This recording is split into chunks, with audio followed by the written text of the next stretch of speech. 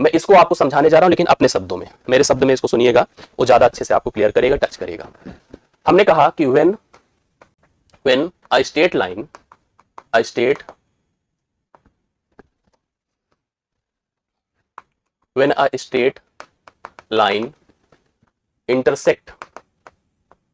intersect two parallel lines, अर्थात दो समांतर रेखाओं को जब एक तिर्यक सरल रेखा प्रतिच्छेद करे, दो समांतर रेखाओं को जब, सबसे इंपॉर्टेंट है, दो समांतर रेखाओं को जब एक तिर्यक सरल रेखा प्रतिच्छेद करे तो क्या होता है।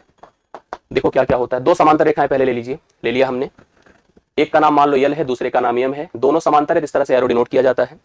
एक तिर्यक सरल रेखा इसको प्रतिच्छेद करती है, जैसे ही तिर्यक सरल रेखा ने प्रतिच्छेद किया 8 कोण बनते हैं, 1 number, 2 number, 3 number, 4 number, 5 number, 6 number, 7 number और 8 नंबर, ये 8 कोण बने। ठीक है, अब इन 8 कोणों को लेकर के कुछ अलग अलग थॉट्स हैं, उनको समझिए।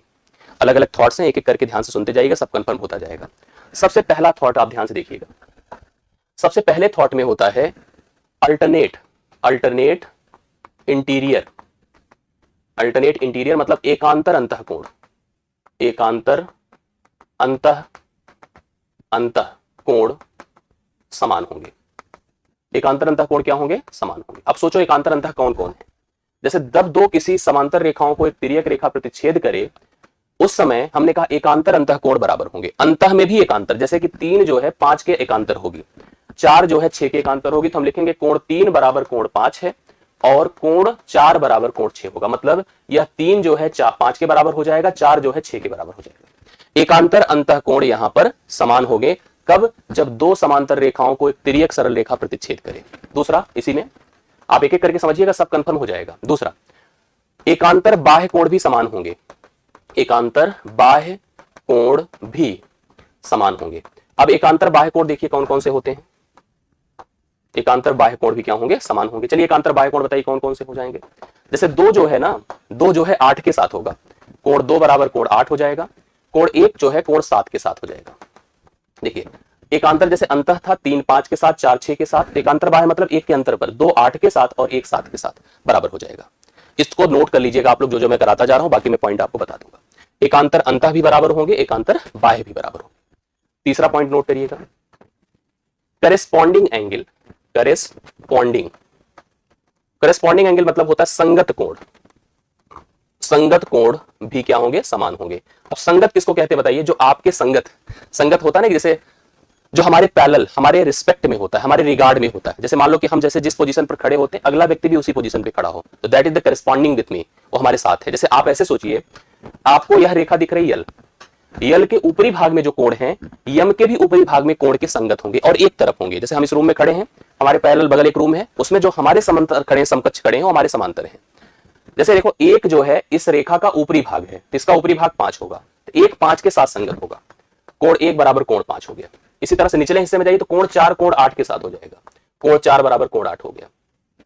2 जो है कोण 6 के साथ हो जाएगा, कोण 2 बराबर कोण 6 हो जाएगा, और 3 जो है कोण 7 के साथ हो जाएगा, कोण 3 बराबर कोण 7 हो जाएगा। आपने देखा कि करस्पॉन्डिंग एंगल कैसे निकलता है। करस्पॉन्डिंग मतलब जो आपके साथ अलाइंड है। जैसे हम इस रेखा यल की बात करें, तो यल के ऊपरी हिस्से में 1 है, उसी के रिस्पेक्ट में यम के ऊपरी हिस्से में 5 है, तो 1 5 के बराबर हो गया। अब नीचे चले आइए, यल के निचले हिस्से में इसके रिस्पेक्ट में 4 है, तो यम के निचले हिस्से में इसके रिस्पेक्ट में 8 है, तो 4 8 के बराबर हो गया। ऐसे इसके ऊपरी हिस्से में 2 था, इसके ऊपरी हिस्से में 6 था, तो 2 6 के बराबर था, 3 7 के बराबर था। करस्पॉन्डिंग एंगल इक्वल हो गया। अगला पॉइंट नोट करिएगा, वर्टिकली अपोजिट एंगल।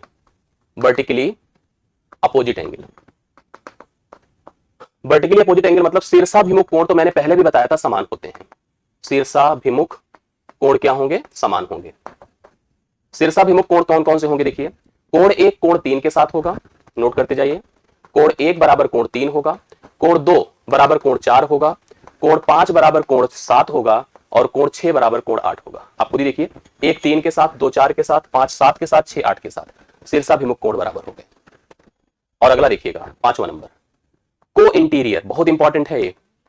को इंटीरियर अंतःकोण, अंतःकोण संपूरक होंगे, मतलब जुड़ करके 180 बनाएंगे। अंतःकोण 180 डिग्री बन जाते हैं जुड़ करके। अंतः कौन कौन होगा? देखिए, अंतः मतलब एक सेगमेंट में, जैसे अगर इस लाइन के इस पक्ष में चलिए तो अंतः में 3 और 6 है, तो मैं लिखूंगा कोण 3 प्लस कोण 6 बराबर 180 डिग्री।